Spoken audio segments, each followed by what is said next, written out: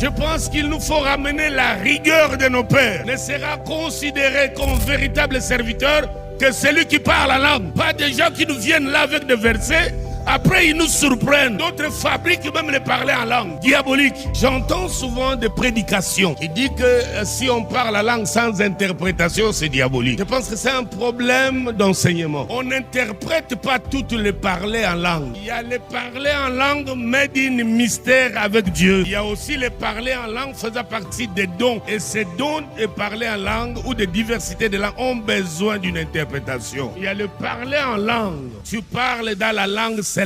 Ça n'a pas besoin d'être interprété. Comment on peut interpréter quelque chose de secret qui se dit dans le cadre familial et restreint? Comment? Nous sommes en famille, en réunion secrète, nous montons un plan contre une autre famille. Mais toi, tu veux que j'interprète ça comment?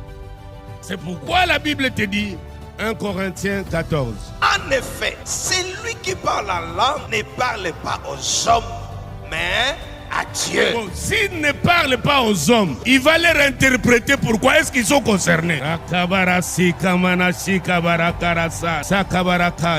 ne parle pas aux hommes, je m'adresse à mon Dieu. Mais puisqu'on cause entre père et fils, toi tu voudras que je le traduise ça. Et la Bible dit car personne ne le comprend. Ce genre de parler en langue là, ça ne concerne pas les hommes, ni ton frère, ni ta soeur, ni ton pasteur. Non, quand tu parles en langue, seul, dans ta chambre, dans ton bureau, même au volant de ton véhicule, tu ne t'adresses pas à quelqu'un, cela n'a pas besoin d'être traduit. C'est un code secret.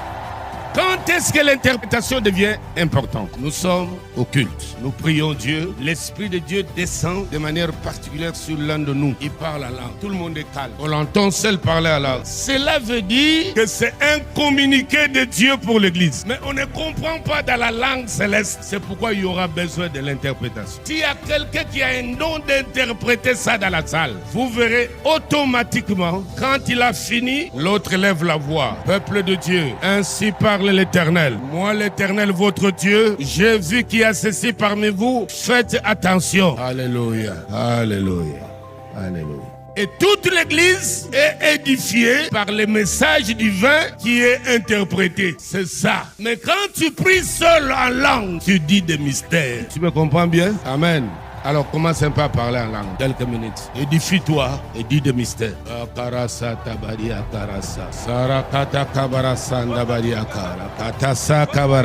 Voilà l'importance de don de langue. C'est ça l'importance de don de langue. En ce moment-ci, tu rentres dans un nouveau palier.